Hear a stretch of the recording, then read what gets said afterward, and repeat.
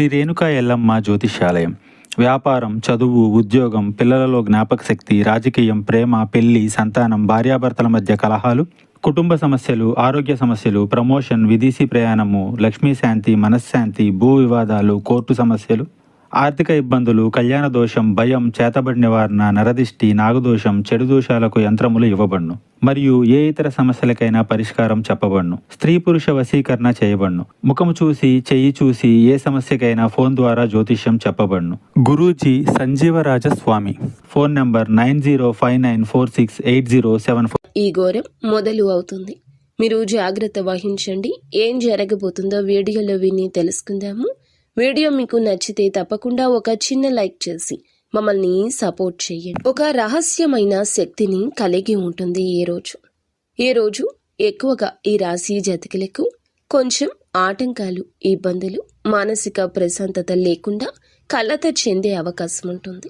వేద శాస్త్రాల ప్రకారం ఈ రోజున గడియలు ఆధ్యాత్మిక తరంగాలు వేగంగా కదులుతాయి. పాజిటివ్ ఎనర్జీని ఆకర్షించాలంటే మీరు మటికి శాంతంగా ఉండండి. చెడు శక్తుల ప్రభావం దగ్గరగా ఉండే గడియలు ఇవి. మీరు దూరంగా ఉండడానికి కొంచెం జాగ్రత్త వహించాల్సి ఉంటుంది. ఒక రకంగా పరీక్ష సమయం. శని ప్రభావం కూడా ఈ రోజు బలంగా ఉండి ఎదుర్కొనే సంఘటనలు మామూలుగా ఉండవు. అలాగే ఒక మహిళ కన్ను పడ్డం అనేది వీరికి సంకేతంగా చెప్పొచ్చు. జ్యోతిష శాస్త్రంలో కన్ను పడ్డం అనేది చాలా పెద్ద సంకేతం. ఒకరి చూపు మీ మీద బలంగా తాకితే అది దృష్టి దోషం. కొన్నిసార్లు శుభప్రదం కూడా అవ్వచ్చు. చాలా ఎక్కువ సార్లు మాత్రం సవాళ్లకు సంకేతం. ముఖ్యంగా మీకు సమస్యలను సృష్టిస్తుంది. ఈరోజు ఒక మహిళ చూపు మీ మీద పడుతుంది. అది మీకు తెలియచ్చు, తెలియకపోవచ్చు. కానీ ఒక పరీక్ష ప్రారంభం అని మాత్రం అర్థమవుతుంది.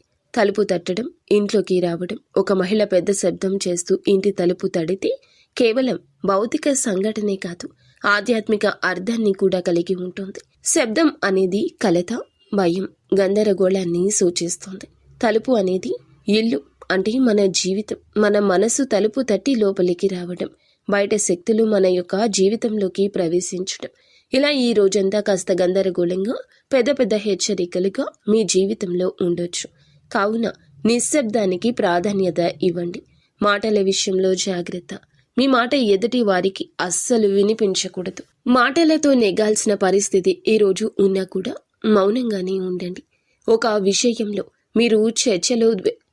ఒక విషయానికి చర్చలోకి వెళ్లాల్సి వచ్చినా దూరంగా ఉండండి. ఒకవేళ వెళ్ళినా మిత మాటలతో బయటకు వచ్చే ప్రయత్నం చేయండి. ఈ రాశివారు సహజంగా తెలివిగలవారి, కానీ భావోద్వేగాలకు బలవుతారు. ఈ యొక్క గుణమి ఎదుటి వారిని మీకు ఆకర్షించేలాగా చేస్తుంది. ఎదుటి వారి యొక్క కన్ను కుట్టేలాగా చేస్తుంది. ఈరోజు ఆ మహిళ మీ యొక్క ఉన్నతి భరించలేకు, మీ యొక్క మంచితనాన్ని భరించలేకు, లేదా మంచిగా ఉండేవారికి కూడా కొంతమంది శత్రువులు ఉంటారు కదండి, అది ఆ స్త్రీ కూడా కావచ్చు. కావున జాగ్రత్తగా ఉండండి. అంత మంచి జరగాలి అంటే నిత్యము ఇష్టదైవ ఆరాధనతో పాటుగా శివారాధన కూడా చేసుకోండి. అంత మంచి జరుగుతుంది. ఈరోజు మాత్రం ధైర్యంగా ఉండండి. వీలైతే దైవ దర్శనం చేసుకోండి.